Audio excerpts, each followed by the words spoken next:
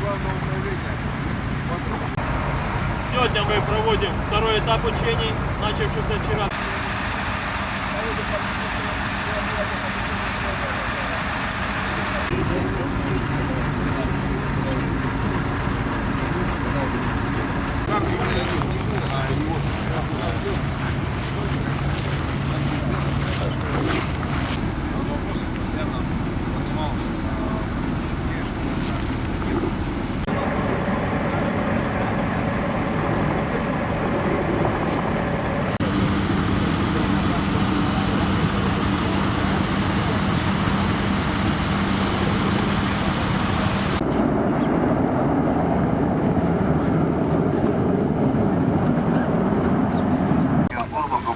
Авиалесохрана информацию о пожаре недостаточности сил